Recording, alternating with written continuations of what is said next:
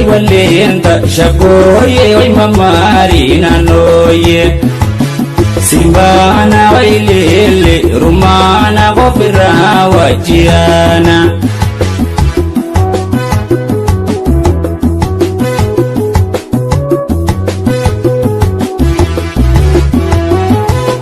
Otubira way bakani sanjiro way kani sire marro Losha dubra way ganda to konjiro way kambari walgarro Otubira way kenya bora gola way bordo te wasana Ulantala way atanum basini way ire ankafana Walloye oy walenta shakoye oy mamarina noye Simbana wailele rumana gofira wajiana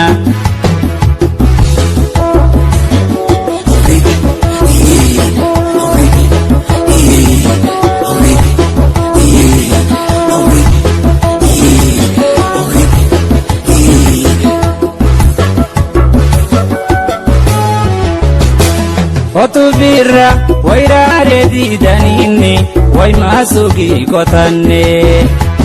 Losha dubra way maratu jalala no alingala fanne Otubira way doyo ya ole way lono bosha ole Ulantala way akanyar kogala ansi olola ole Walloye oy walenta shakoye oy mamarina noye Simbana wailele rumana way pira wajiana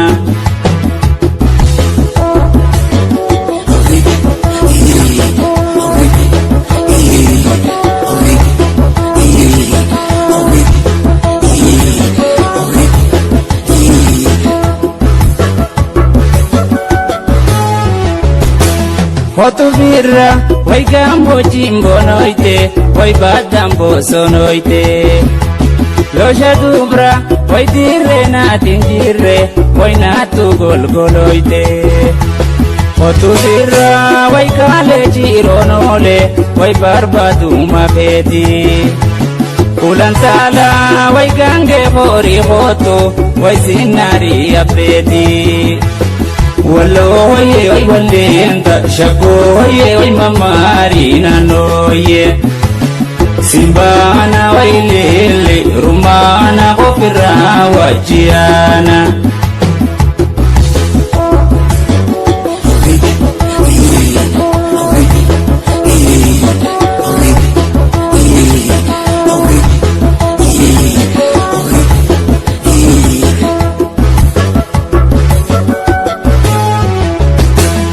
Otubira way asaboti ndaga way mana botiya Losha dubra way muditin sida way hala martotiya